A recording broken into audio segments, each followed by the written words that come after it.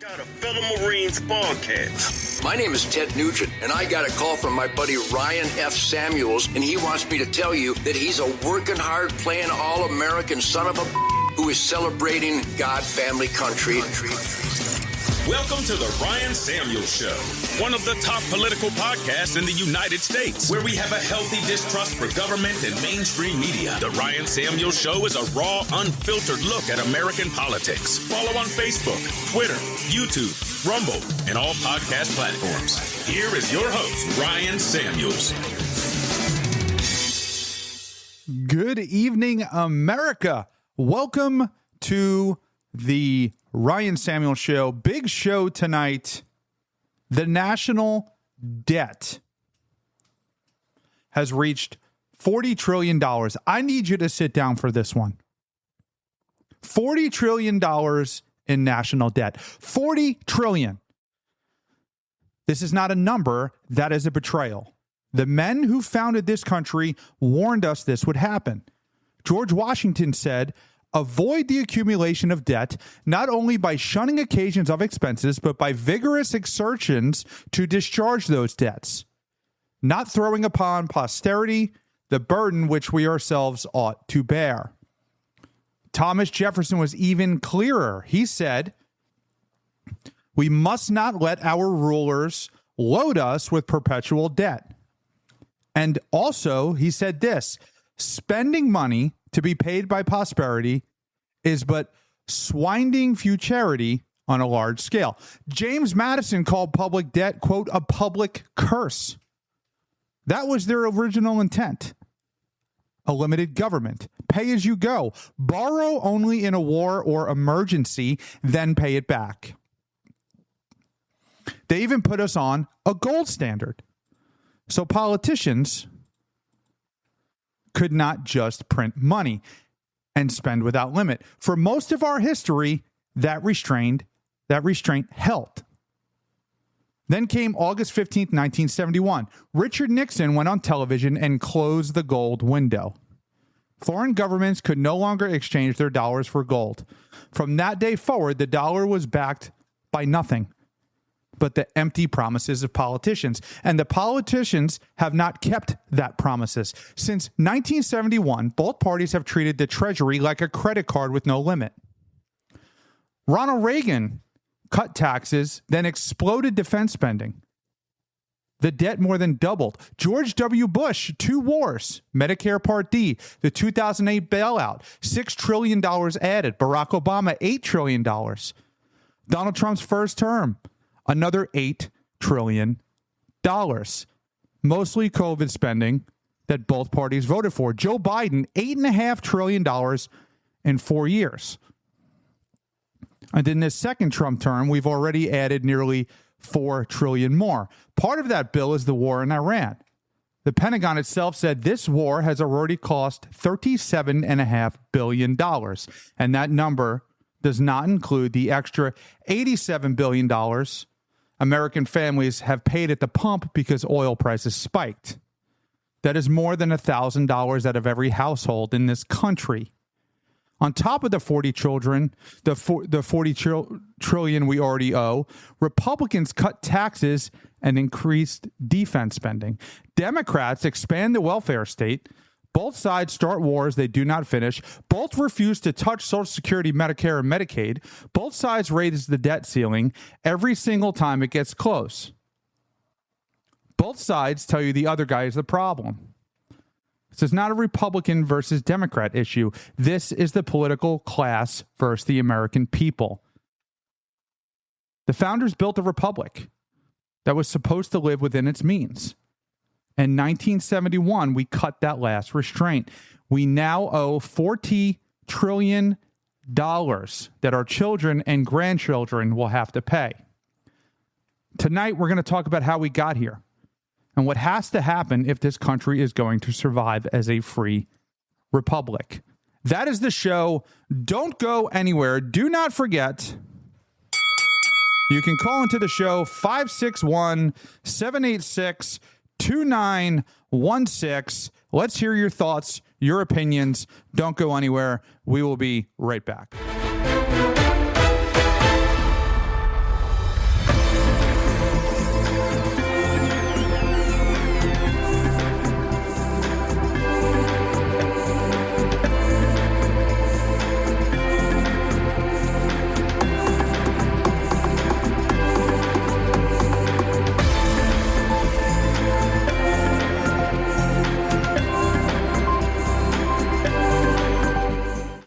another year, another just absolute deficit, another ridiculous amount of money that we're going to have to pay for 100 years, that our generations are going to have to pay for their entire lives. Each side blames the other, but the government's the actual problem. The system is the actual problem. The money-grubbing taxing machine is the actual problem. They tax the money that you make. Then they tax the money that you spend. Then they tax the business to which you spent that money. And then they tax and tax and tax. And then they want more taxes. We don't have a taxing problem in this country. We have a government spending problem. Here's the Treasury Secretary blaming the Biden administration, and he's not wrong. For the $40 trillion mark that we passed for the national debt, would you comment on that, and how do we reverse that? Yeah, look, the 40 trillion is a big number. It is smaller when we look at the publicly traded amount because our Social Security funds and other government entities hold a substantial amount. And what we're going to do, we're going to have to grow our way out of this. And as I talked about, G20 in Asheville, we are going to talk about the U.S. growth strategy and encourage the rest of the world to come along with us. We are also, I announced that Director Russ Vought and I have been tasked with looking at fiscal consolidation. I think the numbers are not the actual numbers now. We've had to do substantial tariff refunds due to the court ruling, but with the Section 301 tariffs, I am confident that we will be back to the same level, if not higher, of tariff income for last year, and that is most of the increase in the deficit. And remember, we did not get here in a day. That we were left with a mess. The Biden administration had the highest deficit to GDP in history when we weren't at war or weren't in a recession. For 2025, we brought it down by more than 1%. Secretary.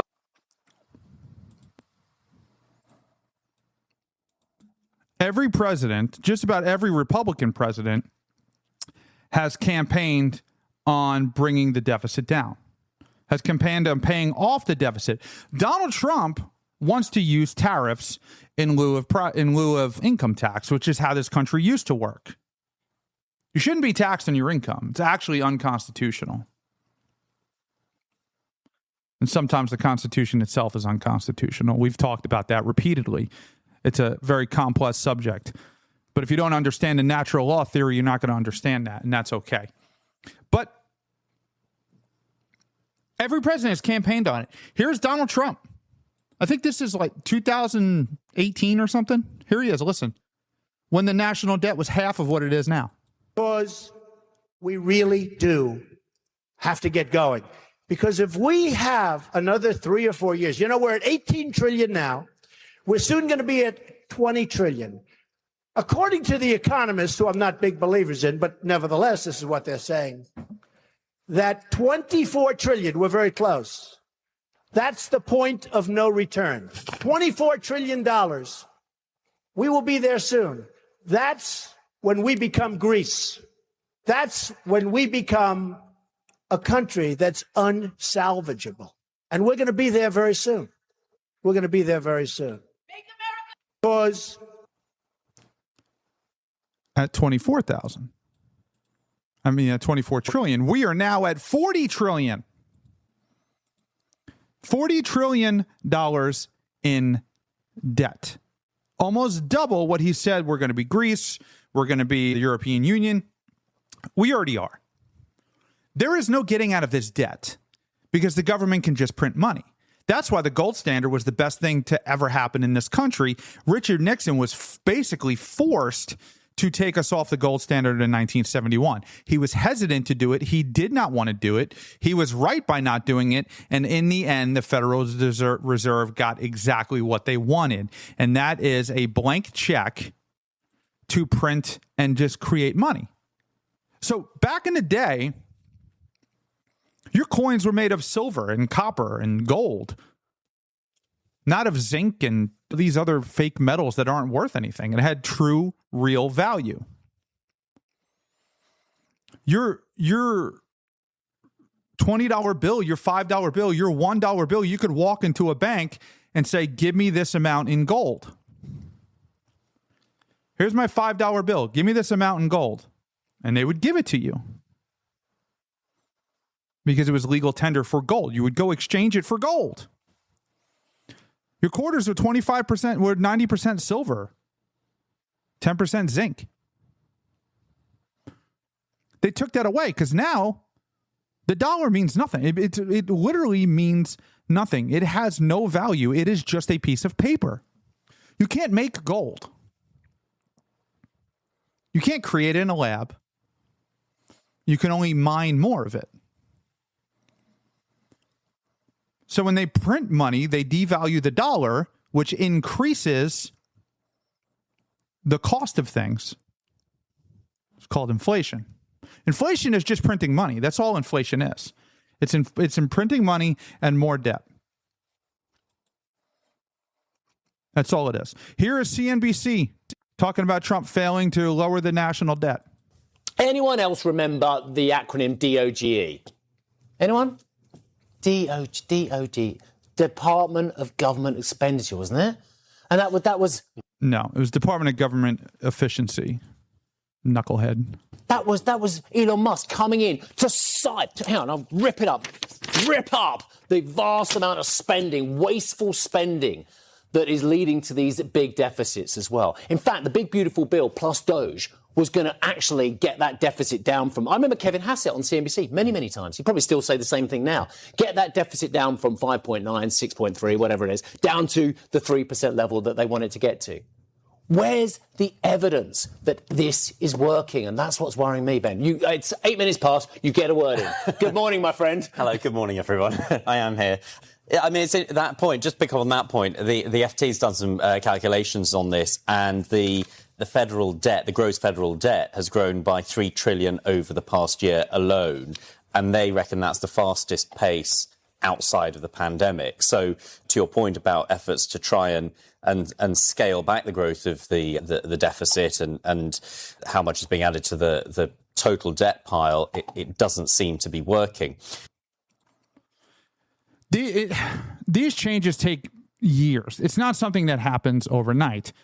The problem with the tariffs is that they're implementing tariffs, but you're still paying your income tax. So the government revenue is increasing, but costs are going up and your wages are staying the same. That's a big problem. Over time, once they lock in the tariffs, then they would get rid of the income tax, is the theory, but I'm not buying it. I don't believe that the federal government is ever going to give you back money that it's taking from you. Why would it? It's its own self-interest. Government does nothing but grow in size. It never shrinks. It never voluntarily shrinks. It just keeps growing. I don't care who's in there, right? It doesn't matter who is in the White House. It doesn't matter who is in the Congress. It is the nature of government. Greg said, oh, shut up about the national debt. It's nothing more than a political talking point back and forth used by both political parties when they have to gain political ground. Enough of you people. Your fake news lies. You people. That seems racist, Greg. Your fake news lies. If there was any sort of national debt, we wouldn't have the money for any sort of military, police, or EBT. What are you talking about? So zip your lying freaking lips once and for all. Thank you, Greg. I appreciate that. Have you been seen by a medical physician? Did you eat paint chips as a child, sir? If you want to call in, 561-786-2916. I would love to have a conversation, or you can be a little keyboard warrior in mommy's basement while you wait for her Hot Pocket. That's up to you, but I'm willing to have a debate with you live, dude, if you want to talk about the national debt and how somehow debt won't pay for a military. I don't know. If I use my credit card, Greg, I can buy things with it. It doesn't mean I owe it later. Okay? So you're more than welcome to call in. Hey, Shelly, agree. Never. Yeah, they're never going to give up money. Never. Why would they? It is not in their interest to do so. Once the government has any sort of power, they're not giving it back to you. That is why we are supposed to fight hard to make sure they never get an inch more than they already have. That is why we fight so hard for them to pull back as much as they can. Now, inflation is one of the biggest scams. It's one of the biggest taxes in world history. And we're going to get into inflation. Here is... This is posted by Mitch McConnell. I hope he's alive. I don't know who posted it. But this was posted. This is back from July of 2022. And yes. Let's bring in. Yes, I'm pulling up old Republican stuff. We're going to get to the Democrats. We are going to get to the Democrats. But I'm going to show you, because this is a conservative-leaning show, and I'm actually a libertarian, but I always vote conservative. I'm more conservative than I am libertarian. I kind of swing back and forth there. I'm a constitutionalist. I believe in the United States individual right to liberty, life, liberty, pursuit of happiness, the right to be left alone. I feel that you have the right to be left alone. I feel like your taxes, your money has the right to be left alone, and government has no legal authority to your property. That's why it's listed in the Declaration of Independence. And your money is your property. Taxes or no taxes. That's why I believe in tariffs, because it's foreign government's money. But I'm showing you all of this because Republicans BS you too. So do Democrats, because they're part of the same machine. The machine needs your money or the machine dies. And the machine has grown way too big, way too strong, way too powerful, way too expensive, and should be less than a third of what it is now. Here is this post from Mitch McConnell from back in 2022. Let's bring in Senate Minority Leader Mitch McConnell. Leader, good to have you with us today. Just, off the top here, and thank you so much for being here. What's your reaction to what Mr. Sperling had to say about the White House approach to all this? Gene had a really tough job trying to defend the indefensible. There's one clear reason we are suffering from 40-year high inflation. The $1.9 trillion so-called rescue package passed last year in March without a single Republican vote, which Bill Clinton's Secretary of the Treasury, Larry Summers, said at the time was going to create record inflation. And Jason Furman, President Obama's top economist, said it was going to create record inflation, and it has. And you saw the numbers the other day, they continue to go up.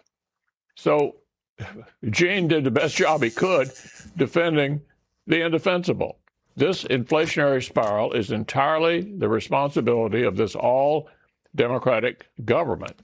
And as you suggested, now they want to make it worse by having yet another spending bill, which they argue is some version BBB, which Senator Manchin shot down a year ago. And they're discussing raising taxes, which, coupled with the interest rates that the Fed is going to have to take up, likely leads to a recession. So they want to tax us into a recession after spinning us into inflation. That is the Democrat playbook. That is the Democrat playbook for sure. Here's Elon Musk talking about inflation. And I'm pretty sure this is the video where he hits the nail on the head. This is back in 2024. Inflation throughout history has been used as a pernicious tax because it's like it's 1 degree removed. So people don't feel it directly. They sort of, and then the politicians will try to blame it on something else. But it's all about government spending. Inflation throughout history. They just print money. With all of the taxes you pay, they don't even have enough money to pay for what they have to pay for.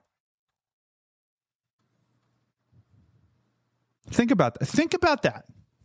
That the government taxes trillions of dollars from billions of people, and they don't have enough money to pay their bills. So they have to print extra money to tax you harder. That's problematic. Here is Joe Biden blaming everybody on the world, on the inflation, on the national debt, everybody but him. So I'm sick of this stuff. We have to talk about it because the American people think the reason for inflation is government spending more money. Simply not true. So I'm sick of this stuff. That was the argument that he tried to make, that Democrats united and tried to make, and said it's not government spending.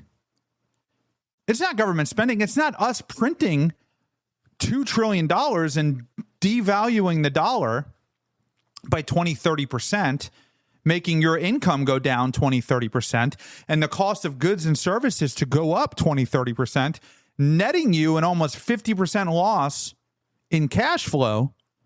It's not that, it's corporate greed. Oh, that's right. That's right. So when you devalue the dollar, because the value of things never change, right? So I always use this example. And if you listen to the show religiously, I'm sure you've heard it 100 times. I apologize.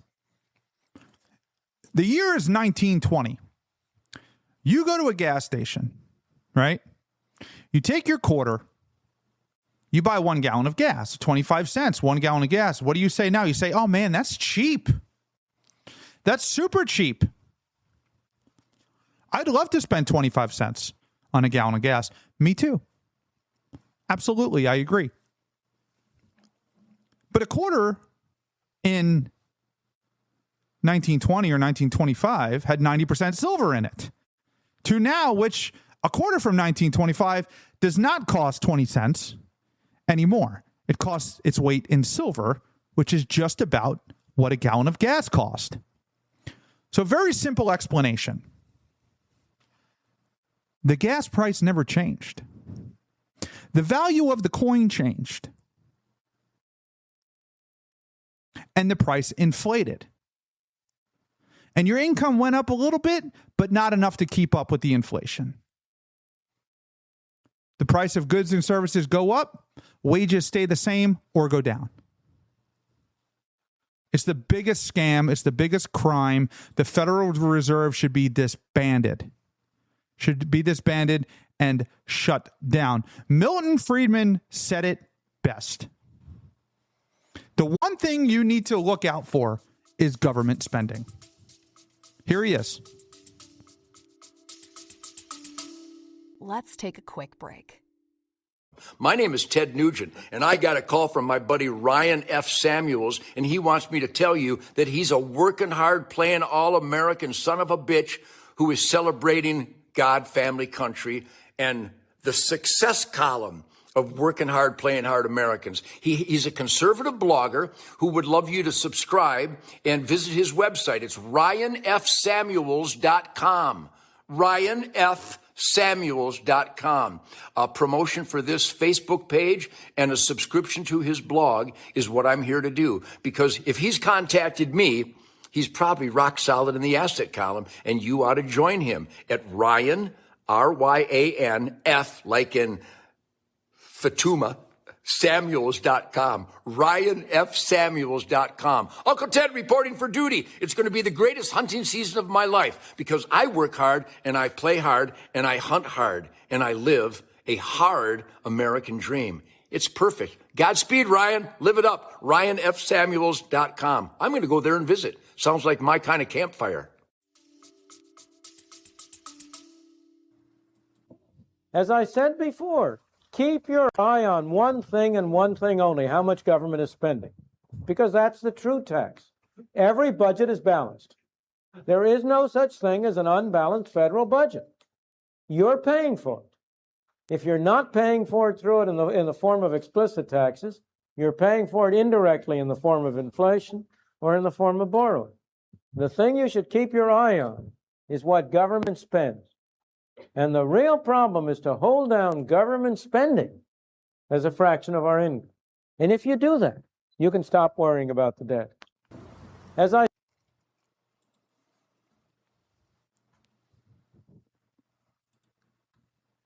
This is like in 1970. Like everybody, economists know this. The Federal Reserve knows this. The politicians know this because they can't raise taxes on you anymore. You're already taxed on every aspect of your life. The money you make is taxed. The money you spend is taxed. The business you bought the product from is taxed. Then they pay their payroll people. That money is taxed.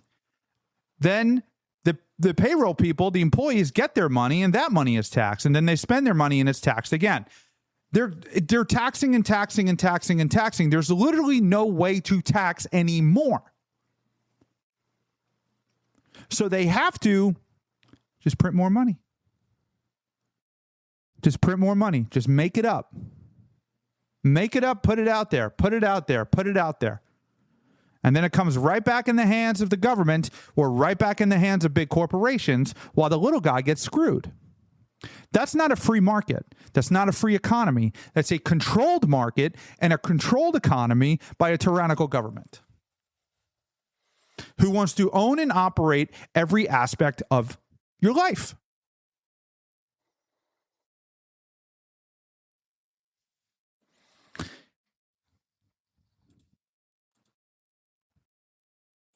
Here is Chuck Schumer.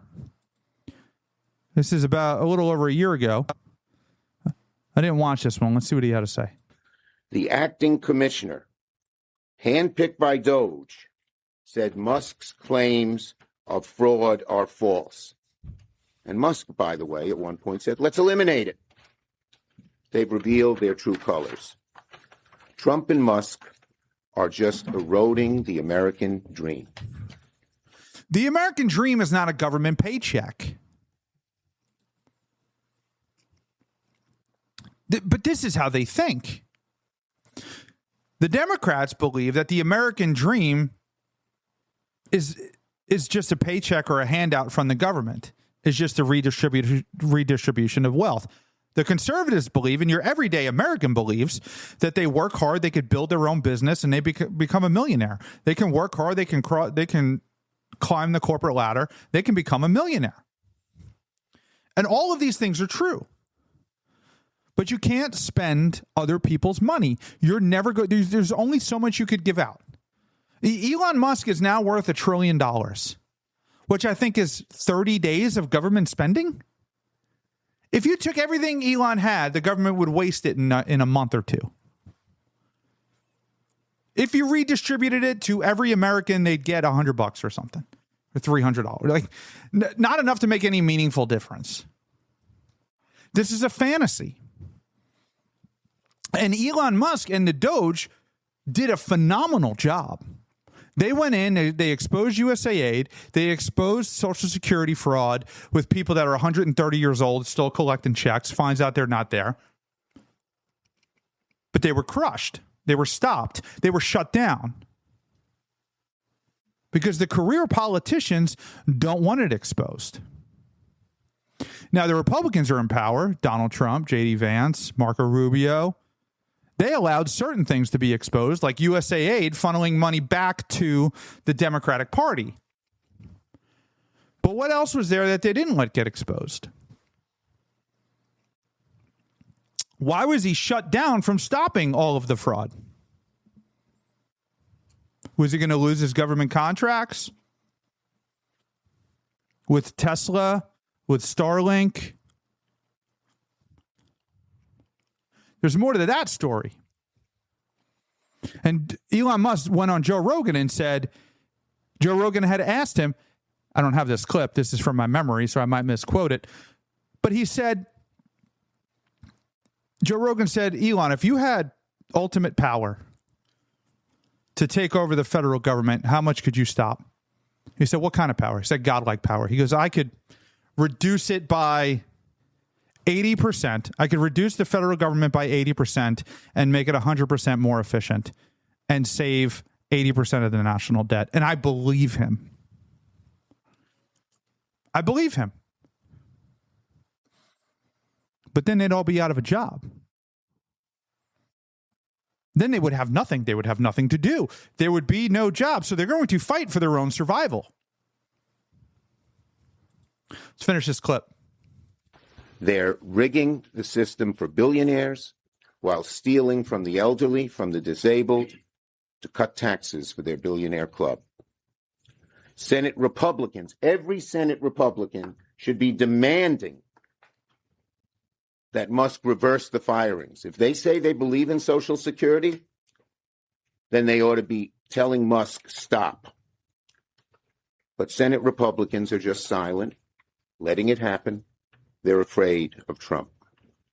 Now, yesterday, at the hearing in the Finance Committee, which Ron and Maria were at, we heard from Trump's pick to lead the Social Security Administration, Frank Bisignano. To confirm Mr. Bisignano as head of Social Security is hiring an arsonist to run the fire station. I've known this guy for 20 years. He's a cutter. Companies bring him in to slash benefits, companies bring him in to slash workers. To stop the waste and bring it more efficient. And his claim to fame is cutting and shrinking. The last person we need to run the Social Security office. Social Security is going to run out of money. I mean, it is. And that's something that every politician just keeps kicking down the road. It just keeps kicking down the road. But there's bigger problems because our national debt is so big. Just the debt, the interest on our debt is bigger and more expensive than our entire defense budget. So think about all of the money you could be saving on interest that you're paying to China and all these other countries. Think about what you could do with billions of dollars in extra revenue.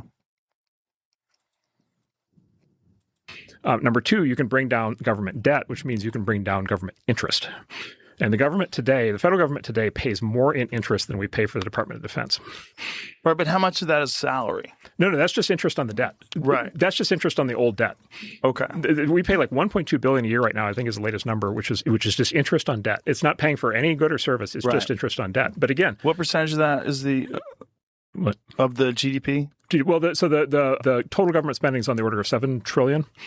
Interest payments are like $1.2 trillion, something like that. $1.2 trillion. I think that's the current number. DOD is $800 billion a year. So $1.2 trillion. Just off the top. Yeah, just off the top. And again, no tax. Nobody's benefiting from that. It's just interest payments. That's bananas. Right. And total GDP is like I don't know. It's I don't know. It's 20, 30, 40 trillion. It's it's much larger than that. But like still, it's enough. This is a lot of money.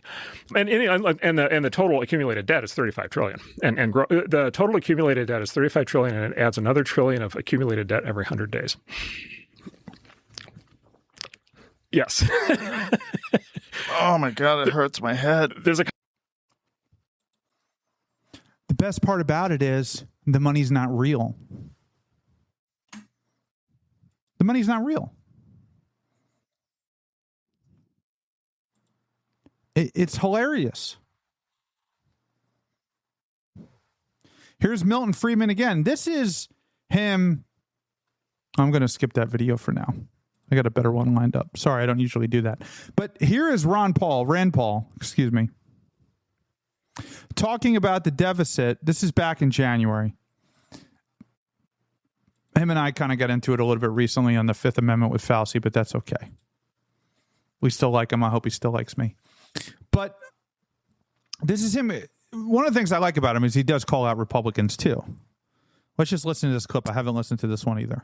I want to get your take on the upcoming deadline as well, though, Senator, because Congress rolling out a $174 billion spending bill, the first major funding move since last year's record shutdown. The three-bill spending package would fund the Energy, Commerce, Interior, and Justice Departments through September 30th. Could be voted on as early as this week. What are your expectations? I guess this funding deadline has provided a bit of a sense of an urgency for the remaining 9 appropriation bills to get done. I want to get your take on the ACA. Affordable Care Act subsidies. Maybe we'll see a deal in 2026. Is it basically fading and off the table for the near term? What's your take? I think it's good that we're voting on appropriations bills. That's what we should do.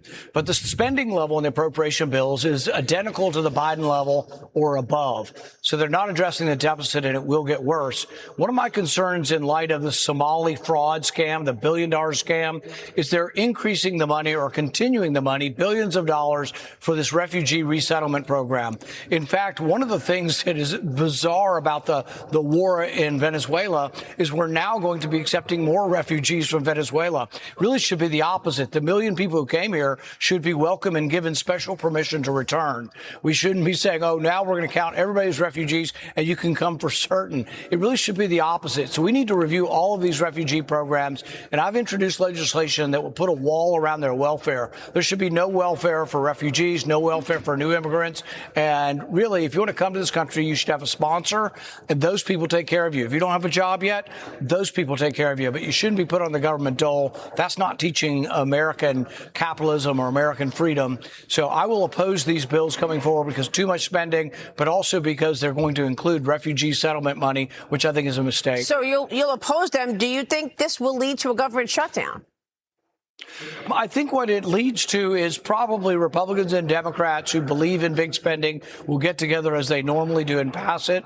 All of the bills that have been passed in recent history are a combination of all of the Democrats and most of the big government Republicans. So what will happen is, yes, the spending will go on until the country is at a bankruptcy or the currency loses its value precipitously, but the spending will go on. The spending always goes on. We had a shutdown. I think it's unlikely we have a shutdown this time, but really the other problem should be discussed. What is the problem with continuing to borrow and spend at this level?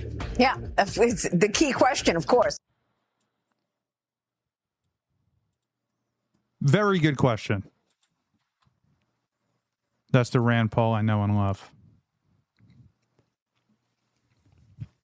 But it's something they're never going to do until the United States keeps growing and growing and growing, and the debt goes up, income stays the same, and the economy crashes. It's an inevitable response. Inevitable. It's going to happen. There has never been a country in the history of the world that switched to a fiat currency and survived. The moment every country that has ever switched to a fiat currency has crashed and burned. It hasn't been that long since we switched to a fiat currency. A fiat currency is a currency outside of the gold standard, where it's just paper money and it has no value other than the promise of the government. 1971 was not that long ago. It's 50 years. It's not 150 years. It's not 200 years ago. And the value of the dollar has gone to, it's worth nothing. In fact, the value of the penny is so low, it cost them more to make it than it's worth, so they stopped making the penny. So government's going to try to save itself out of this by switching to a cryptocurrency. This is what they want. This is the ultimate goal. A cashless society with a cryptocurrency where they produce and mine their own currency. You can't spend it any other way but digitally. Then they can tax you on it indefinitely and be as intrusive and controlling as they want. That's the main goal of the government. It's definitely the main goal of the Federal Reserve.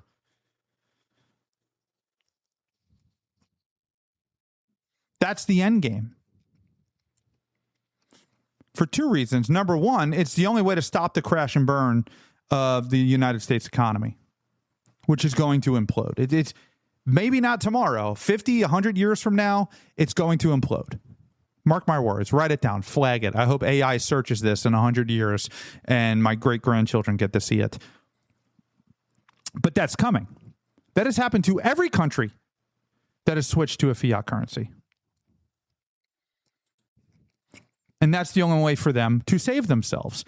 And they can't stop government spending. This is like when you were in high school and you have people running for class president and they're campaigning and they're saying, you know what? The vending machines, they cost too much money. Shouldn't cost $2 for a soda. When I'm class president, it's going to be $1 for a soda. And then everybody votes for him, and then the kid's like, oh crap, how do I make the sodas $1? You can't. Because the guy who owns the vending machine owns a business, and he's like, nah, get out of here, kid. But he got elected. The problem is that the class president doesn't have the power to force a business to set a price. The government can. And they have. Donald Trump just did it on cattle prices. So in an effort, this just came out, in an effort to lower the price of beef, we're importing cattle from Venezuela.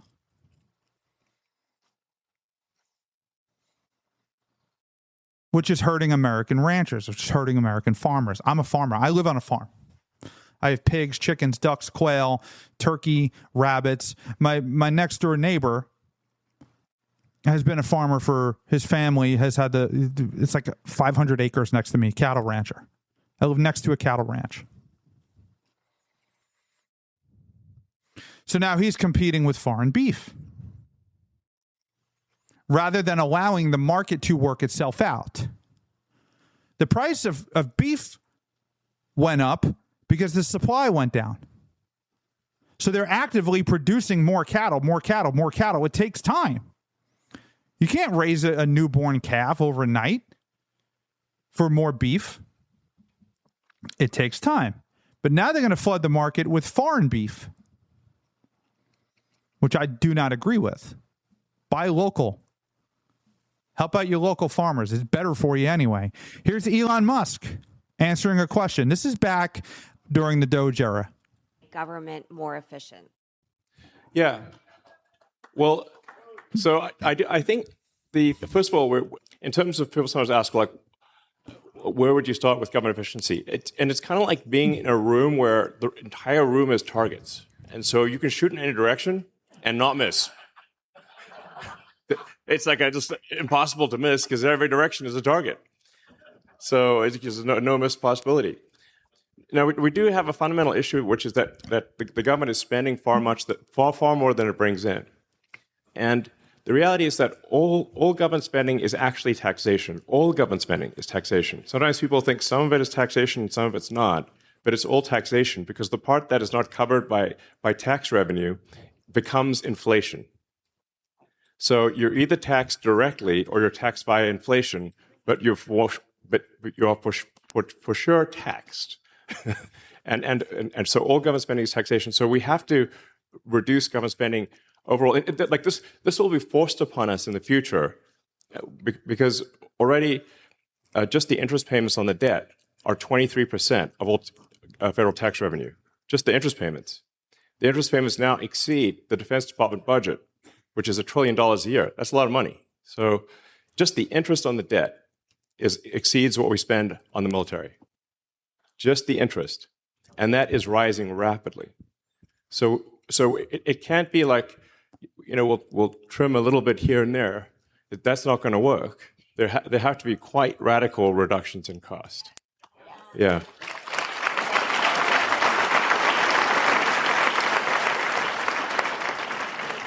And I think we just need to be,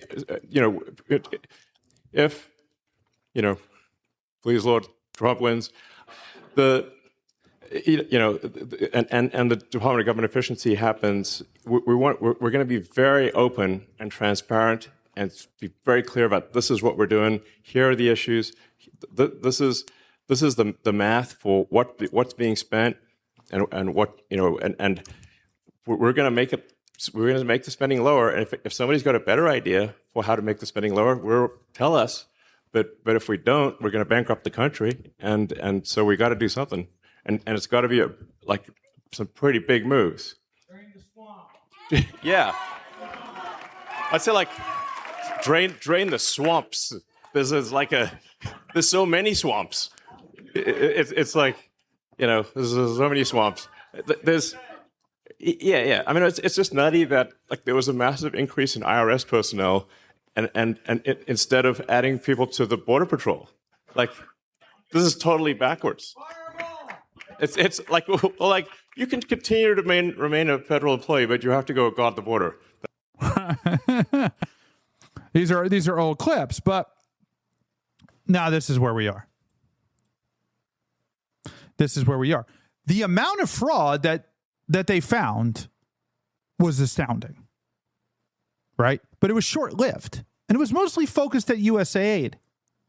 There's all these other agencies, man. You got federal law enforcement agencies, you got environmental protection agencies, you have the IRS, you have all of these agencies where 90% of them are not even constitutional. 90% of them should be eliminated and thrown away. And it should be left up to the states. Here's Donald Trump talking about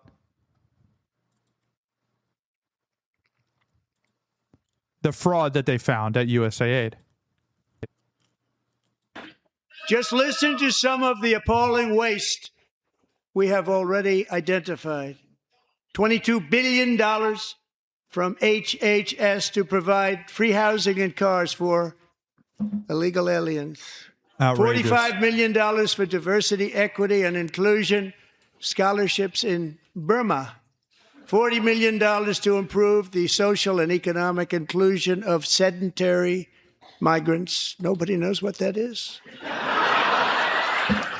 $8 million to promote LGBTQI+ in the African nation of Lesotho, which nobody has ever heard of. $60 million for indigenous peoples and Afro-Colombian empowerment in Central America. $60 million. $8 million for making mice transgender. This is real. $32 million for a left-wing propaganda operation in Moldova. $10 million for male circumcision in Mozambique. $20 million for the Arab Sesame Street in the Middle East. It's a program. $20 million for a program. $1.9 billion to recently created Decarbonization of Homes Committee, headed up, and we know she's involved. Just at the last moment, the money was passed over by a woman named Stacey Abrams. Have you ever heard of her? These things are real, and Democrats aren't even denouncing them. These are real, and you should think about the amount of money you pay in taxes. Look at your paycheck. What are you paying every 2 weeks or a week? $500, $600, $300. That doesn't even, like, if your money is going to LGBTQ plus, whatever the heck it is now, whatever acronym they have, to Uganda, is that the best use of your taxes? Is that why you go to work? Is that why you pay taxes? A $3.5 million consulting contract for lavish fish monitoring. $1.5 million for voter confidence in Liberia. $14 million for social cohesion in Mali. $59 million for illegal alien hotel rooms in New York City. He's a real estate developer. He's done very well. $250,000 to increase vegan local climate action innovation in Zambia. $42 million for social and behavior change in Uganda. $14 million for improving public procurement in Serbia. $47 million for improving learning outcomes in Asia. Asia's doing very well with learning. You know what we're doing. Should use it ourselves. And $101 million for DEI contracts at the Department of Education. The most ever paid, nothing even like it. Under the Trump administration. Our money should not be going to any foreign country unless it's to fight a proxy war or to spy. But the fraud is insane. It is absolutely insane. Here, we talked about this one. This is an example of government waste that is so astounding. It's mind-blowing. And you can call it government waste, what I'm about to show you. You could also call it fraud. Now, is there any evidence that it's fraud? I would say that it is. But just watch this clip, because this is just one example of the ridiculous and retarded decisions our government makes. This, Mr. Secretary, is a bag of bushings. This bag of bushings, stamped out by machinists, they need a high school diploma. It's not anything high tech about this. All of this bag is compliant with the FAA specifications. How much do you think the Air Force pays for this bag of bushings? I don't know, Congressman. $90,000. This is a $90,000 bag of bushings that you need for any jet turbine engine just to operate. So the exorbitant cost due to DoD only buying commercial parts from the OEMs, which is essentially sole source, is literally driving us out of business. I mean, the interest on our debt alone is now exceeding, for the first time in American history, the entire defense budget. We can't afford it anymore. This is, for those of you who are listening on the podcast, and for those of you who are listening now, make sure you hit that like, share, and subscribe button. Drop some comments in. JD Stillwell, how are you, buddy? My brother in Christ, too, man. Great to see you. Welcome back, man. I haven't seen you in a while. Glad to have you here. Shelly, I don't know what foreign cattle has been fed. I don't either. And that's what's concerning. But I do know what my neighbor feeds his cattle, and that is the frickin' grass. He just rotates them in a pasture. He's got hundreds of them. They like wind up at my yard. It's awesome. But $90,000. Now, if you're listening on the podcast, this is my Noro gum, right? I chew this on the show. Not sponsored or anything. Awesome. The bag of bushings is this big, right? Just, it fits in your hand. I don't know why I'm showing it to you, because I said you're listening on the podcast, so you can't see. It just fits in your hand. $90,000 for bushings. Metal rings, washers. You could call that government waste. You can call that government waste. You could call that fraud. You could say somebody is robbing the government blind, because when the government is spending money, it's not their own money. They don't care. They don't care. They'll spend $90,000 on a plastic bag full of washers. It's not coming out of my pocket. This, Mr. Secretary, you're spending other people's money. Is a bag of How many bags of bushings do they spend a month in the entire United States military to cover every friggin' plane, every helicopter, every, who knows, every Humvee, every SUV? And this is just one little tiny part. How much does the engine cost? The government has an open checkbook to all of these companies, so they maximize the profits. It's the same thing when you go to a hospital. If you go to a hospital and they give you an aspirin and you don't have insurance, they're like, it's $2 for the aspirin. But if you have insurance, it's $80 for the aspirin. It's $100 for the aspirin because there's an open checkbook. It's the same concept with the government. If you have a contract with the government, their pockets are endless. They ran out of money. They'll just print more. These are the guys who produce the money. They'll just print more and give it to you. So, yeah, man. Hey, yep, you need this glass, government? This is a special glass. You see these little indentations? It helps with its durability and stability. So the military can, it's practically indestructible. So the amount of engineering and technology that went into this to benefit you cost $10,000 for that glass. But it's the last glass you'll ever buy. Oh, yeah, sure, why not? Give me 100 of them.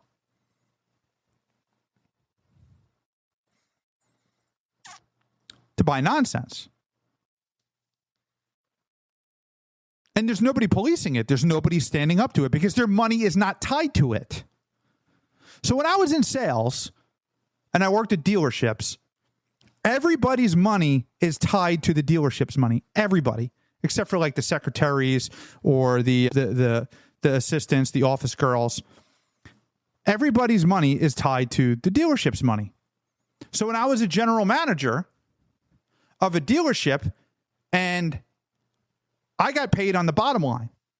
So the dealership made X amount. I made, after expenses, I got a percentage of the bottom line after everything. So my incentive was to not spend a dime and make as much money as profitable, and then have some negotiation. You have to have payroll. You have to hire people. But I didn't overhire people. I didn't overpay people. And then they got a percent of the things that they did. It doesn't work like that in government. Start putting them on a commission plan where they get paid on the money that they save or the money that they don't spend, and watch the decrease in government waste go down. Here is Jesse Waters back in 2024 about Doge and their findings. Nothing good happens after 2 a.m.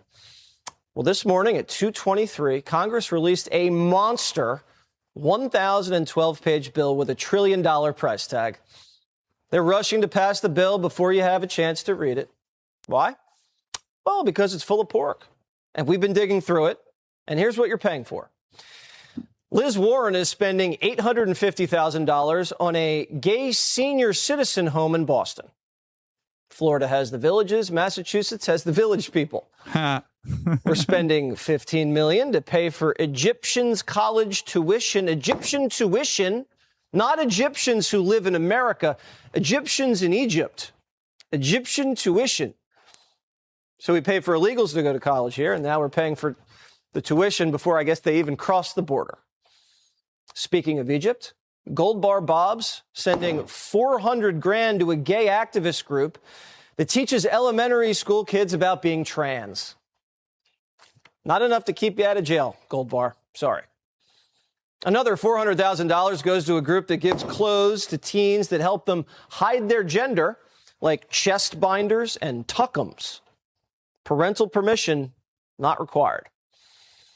Even Dianne Feinstein, who unfortunately passed away long before the bill was written, has an earmark from the grave. $500,000 for a DEI zoo. The San Diego Zoo's getting $500,000 for an anti-racist nature appreciation program where high school kids from diverse backgrounds can observe wildlife. Why do they need $500,000 to go to the zoo? Tickets are like $15. That should be enough for every congressman, especially the Republicans, to vote no. But this massive bill will probably be on Biden's desk this weekend, and he'll just sign your money away. Poof. That's what Democrats waste your money on. Nonsense. Things that don't matter, things that should not exist, nor should they ever exist. Chuck, and I can guarantee you that the majority of that is due to Democrats' fraud. Yeah, but there's bigger fraud going on. The things you hear about are just the things you hear about. There are massive schemes where people are profiting millions and billions of dollars off the federal tax money that nobody knows about, that nobody can know about, that nobody will ever hear about because there's more than one person involved in it. There's multiple people involved in it. Both parties are involved in it, and they hide it together. There's too much money for there not to be fraud on both sides. And now we have a $40 trillion national deficit that's just going to continue to increase and pass it down to your children. What's coming, you can't stop it. You can't stop it unless you change the entire system. And taking on the federal government, even politically, with a microphone is impossible because we've let them get too big, too strong, too powerful. The states used to be in charge. The states created the federal government. The federal government did not create the states. The states are supposed to be in charge of the federal government. The states used to elect senators, but we circumvented that and allowed the people to elect senators. The states are supposed to have a say in the democratic process. The people have their say in the House. The states had it in the Senate, and we allowed them to take that away from us. We allowed the government to grow beyond comprehension. Your state, your local municipality has more power than the federal government did in 1785 or 1776.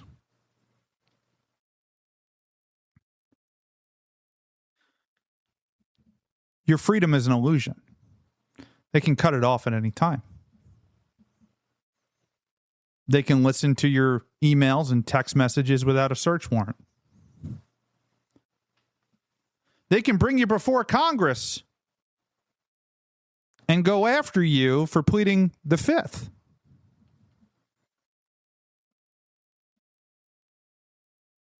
They can send the IRS after you and find some loophole, something to take you down with.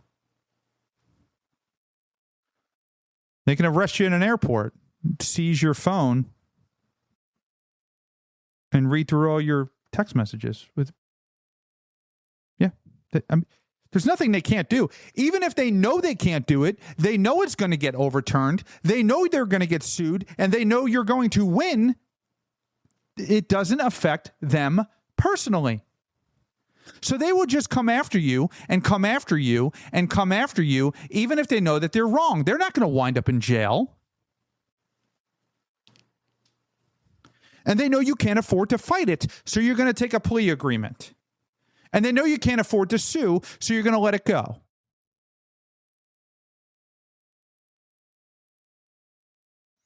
That is the state of the United States of America.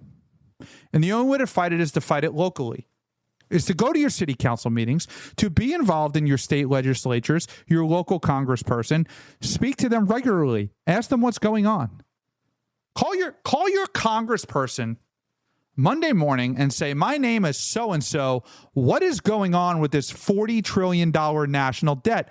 I want to know. What are you doing to bring the debt down? What is the plan? Because the one thing that will shake a congressperson is complaints from people that live in their district, from their voters. Call your senator and call your state officials. And thank you for tuning in. This is Ryan Samuels. Don't forget to hit that like, share, and subscribe button. Go to ryanfsamuels.com. Sign up for the newsletter. We are live Monday through Friday at 9 p.m. Eastern Standard Time. We will be back on Monday. I got off the phone yesterday with a very special high-profile guest. We're working out the details for him to come onto the show. He was just on Tucker Carlson. It's going to be a huge, awesome thing. I can't wait to work out the details and get him on. Make sure you subscribe. If you're on YouTube, I have made some effort to finally grow my YouTube because I think we're kind of out of the woods for at least a little while with the censorship. I don't know if they're going to come back around and start shutting down conservative voices again. I'm sure they will at some point. Or if the federal government would just shut down dissenting voices through these organizations. But thank you for tuning in. I will see you on Monday night, 9 p.m. Thanks for tuning in to The Ryan Samuels Show. Don't forget to like, share, and subscribe.